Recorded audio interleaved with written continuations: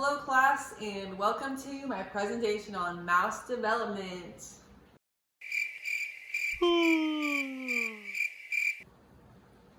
So Mus musculus is known as the house mouse, and it has a lot of advantages when used in research. As we know, mice are used in research all the time. So this is because they have a similar genome size to humans, meaning that they have similar diseases sometimes. And they have large offspring in a short amount of time.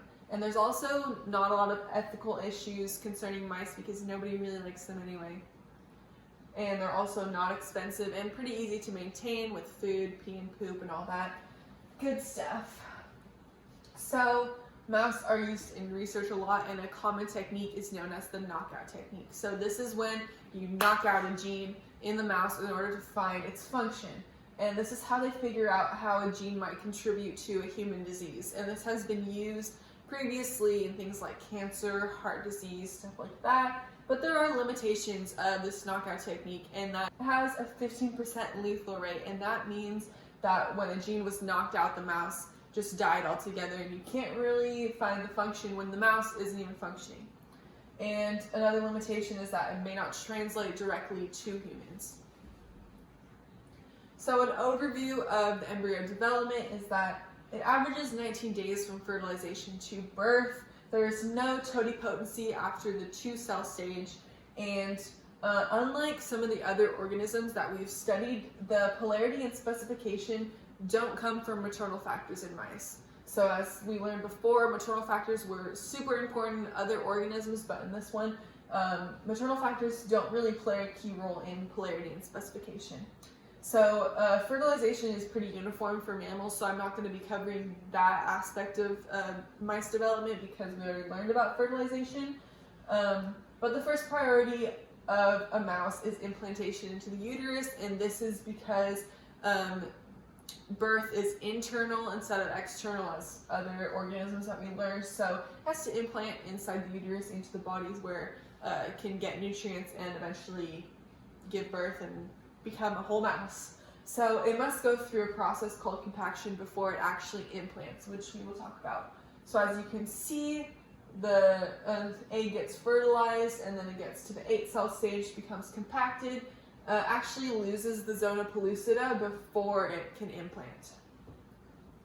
So compaction, as I said, happens at the 8-cell stage, which is around day 4.5. This produces a morula, where these individual cells are not evident anymore, where here we can see all of the 8 cells, but here we can't really find any distinct cells in there.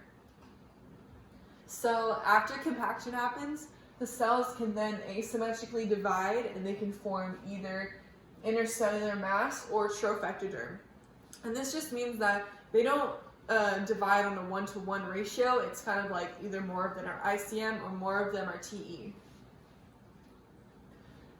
So as I said, the first cell fate decision, ICM versus TE, this occurs due to the hippo signaling pathway, which is kind of like a kinase cascade where everything's kind of phosphorylating each other, and it gets to LATS1-2, which phosphorylates the transcription co-activators YAP and TAZ, and then YAP and TAZ, because of this phosphorylation, their cytoplasm actually degrades, therefore they can no longer travel into the nucleus and activate the TEAD1-4, and the target genes will not be expressed. So as you can see, when the pathway is on, YAP and TAZ get degraded, can't go to the nucleus, but when it's off, everything kind of gets blocked. YAP and TAZ are free to move into the nucleus, and they can activate TEAD1-4 and then express the target genes. So if the hippo pathway is not activated, as we saw, it gets blocked. That means YAP and TAZ are free to move into that nucleus, activate TEAD1-4 and the target genes, especially CDX2, which is what we're going to be looking at because CDX2 is a TE determinant. Therefore, if the hippo pathway is not activated, CDX2 can go ahead and specify TE. And TE is the tissue outside of the blastula, as you can see here, kind of supplies the embryo with nourishments, and then later will go on and form the placenta. Like you can see, the TE goes on, and then it will eventually become this placenta right there. So if the hippo pathway is activated, then there's no yapentase in the nucleus. TEAD14 is repressed, and this will become the inner cell mass. So this is the cells inside of the embryo that will later divide into either epiblasts or primitive endoderms. So as you can see here, all the ICM is kind of just inside that inner membrane of the embryo. So the second cell fate decision, as I said, primitive endoderm or epiblast. So this happens due to the fibroblast growth factor signaling pathway. So how this happens is the FGF signal dimerizes the receptor at the cell membrane, and then intracellular TRK residues will bind to the signal transduction proteins that will initiate several intracellular signaling pathways, including PLC gamma, P13K, PKB, and RAS ERK pathways. And then the cells will respond differently to these pathways, and it eventually will help to differentiate the embryo.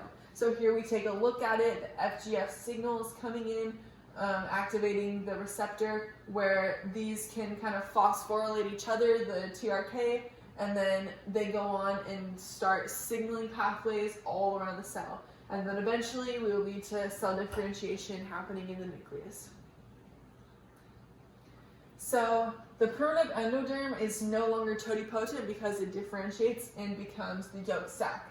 But this requires GRB2 RAS ERK pathway to differentiate, which we now know is a product of the FGF signaling pathway. Therefore, when the FGF signaling pathway is activated, it will also activate this pathway, which in turn will differentiate primitive endoderm. And the FGF pathway will also block NANOG, which is a transcription factor for epiblast. So at the same time as PRE is getting activated, the epiblast is getting blocked. And then for the epiblast, it actually wants to stay pluripotent until after implantation.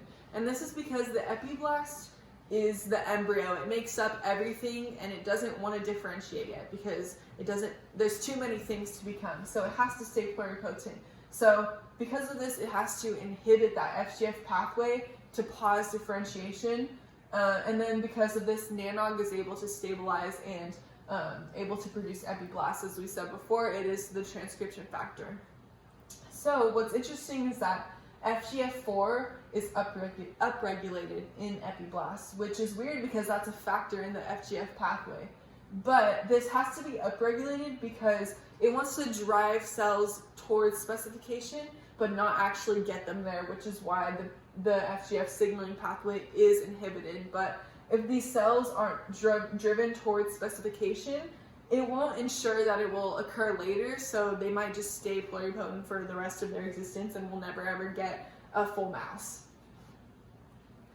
So this is kind of the summary. We started with a single cell. It's the same thing that I have written down here. Divides into either placenta or inner cells, and then the inner cells will divide into either the embryo or the yolk sac, and then we kind of have our yolk, embryo, and our placenta. So post-implantation, after the embryo is able to implant, it kind of decides its polarity. So this is due to the TGF-beta superfamily. And implantation happens into the uterus around day 4.5, and then anterior, posterior, proximal, distal are able to be decided.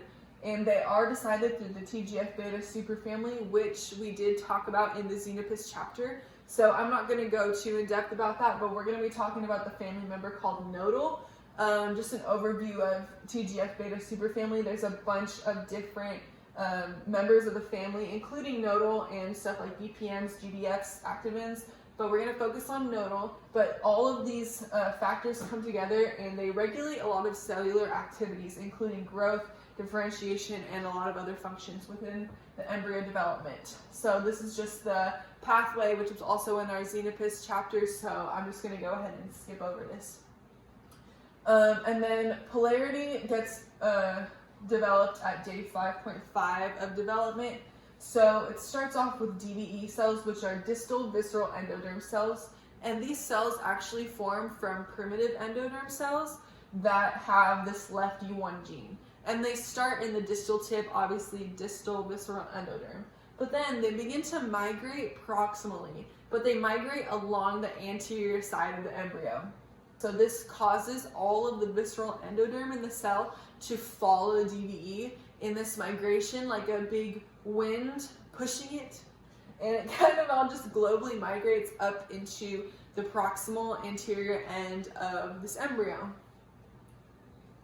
So once this is initiated, the ABE cells, which are also differentiated through lefty1, then also follow along and migrate to that anterior side.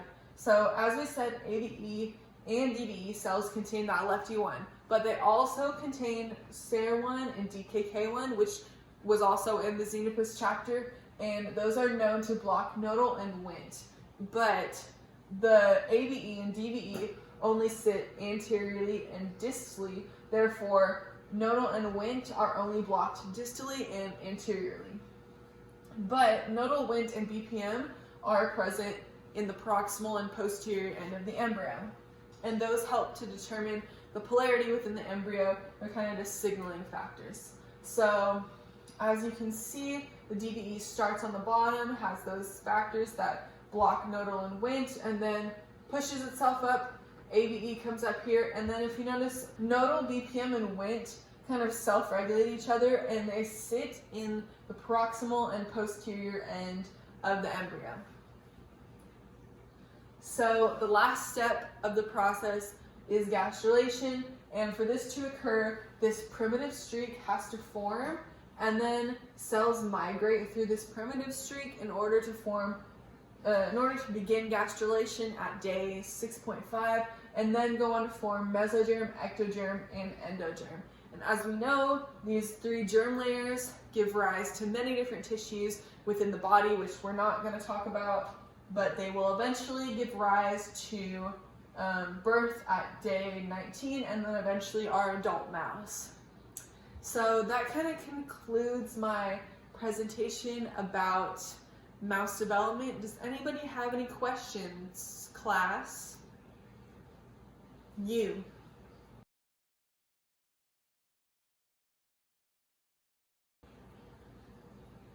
No.